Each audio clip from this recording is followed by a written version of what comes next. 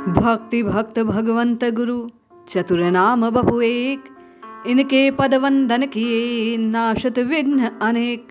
अनेका अनेक विघ्नों का, सकल विघ्नों का नाश करने वाले भक्तों के चरित्र को हम आप श्रवण कर रहे हैं। इसी भक्त चरित्र श्रृंखला में आज आप और मैं आगरा के परम भागवत भक्त प्रेम निधि जी के चरित्र को श्रवण करते हैं। भक्त प्रेम निधि प्रेम की साक्षात मूर्ति, उन पर भगवान की प्रेममयी कृपा निरंतर बरसती। प्रभु के सुख और संतुष्टि में ही वे अपना मंगल देखते।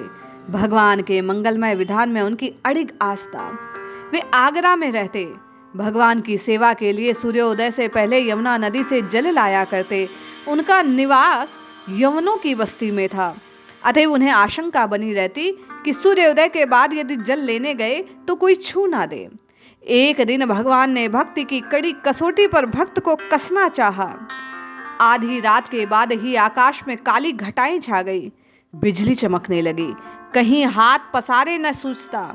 मूसलाधार वृष्टि के फलस्वरूप सारी धरती कीचड़ में बदल गई। प्रेम निधि को प्रभु के लिए शुद्ध जल लाना था। नींद नैनों में कहाँ समाती। सिर पर भगवत सेवा की चिंता जो सवार थी, बैठकर विहान करने लगे, विचार करने लगे क्या करना चाहिए। मन ने कहा सूर्योदय के बाद जल लाना ठीक नहीं। बुद्धि ने इसका समर्थन किया। हृदय ने विरोध किया कि भगवत सेवा में प्रमाद और आलस्य से तो कतई स्थान नहीं देना चाहिए। विवेक ने भक्त के भाव विकास में बल दिया। प्रेम निधि ने हाथ में गागर ली। पैर कीचड़ से लथपथ, शरीर कालंदी के तट पर भले ही निष्प्राण हो जाए, पर सेवा के लिए जल लेने तो जाना ही था। भक्त ने अर्थात श्री प्रेम निधि जी ने गागर को लेकर फिर आगे बढ़ाना आरंभ किया। भगवान ने भक्त को कहीं ना कहीं प्रभु अपने भक्त की रक्षा करने, उसकी सहायता करने के लिए तत्पर ही रहते हैं। श्री श्याम सुंदर नंद नंदन कोटि कंद लावण्य युक्त रास रासित्व नित्य बिहार छोड़कर देखते ही देखते भक्त की सहायता के लिए आगरा की भूमि पर आ पधारे। भगवान भक्त के कल्याण और सुख की निरंतर चिंता करते हैं। प्रेम निधि ने देखा कि एक 12 वर्ष का बालक सुंदर उनके आगे आगे मशाल लेकर चल रहा है।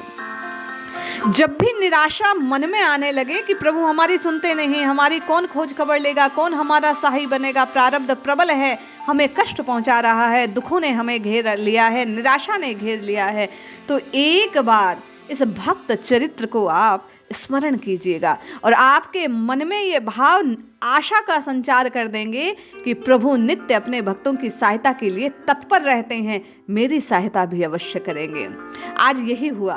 प्रभु ने बालक का स्वरूप धारण किया और मशाल लेकर श्री प्रेम निधि जी के आगे आगे चलने लगे। उन्होंने सोचा कि राजपथ का मशालची होगा, जहां तक जाए वहां तक मशाल का उपयोग कर लेना चाहिए। पर प्रेम निधि जी देखते हैं आश्चर्य की सीमा नहीं रहती। यमुना के तट पर पहुंचते ही वह बालक अदृश्य हो जाता। प्रेम निधि ने इसे व्यवहार पर कुछ ध्यान न दिया। स्नान किया, गागर में प्रभु की सेवा के निमित्त जल को भरा और सोच ही रहे थे कि अब जल लेकर घर जाना है। ऐसा विचार कर ही रहे थे, अंधकार की ओर ऊपर निगाह कर ही रहे थे कि अचानक वही मशालची फिर दिख पड़ा और वे पीछे पीछे और मशालची आगे आगे। निवास स्थान पर पहुंचते ही मशालची फिर अंतर ध्यान हो गया, कहीं दिखाई नहीं दिया।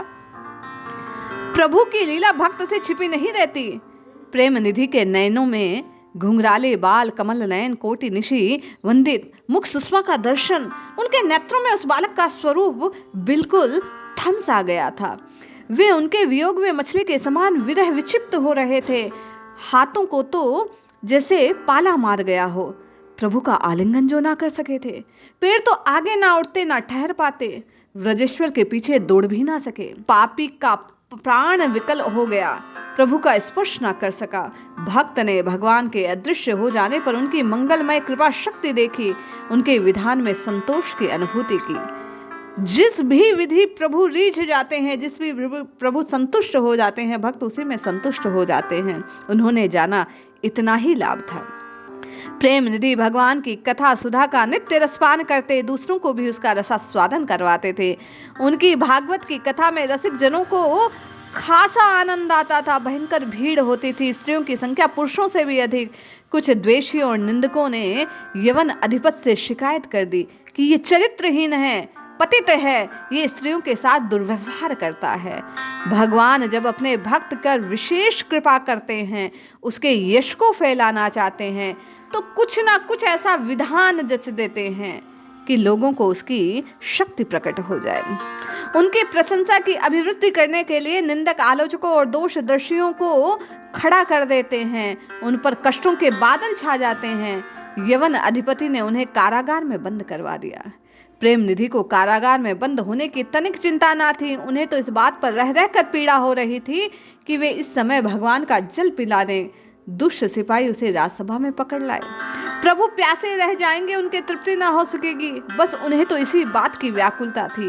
प्रेम निधि प्रत्येक क्षण यही सोच रहे थे, प्रभु की प्यास किस तरह मिट सकेगी।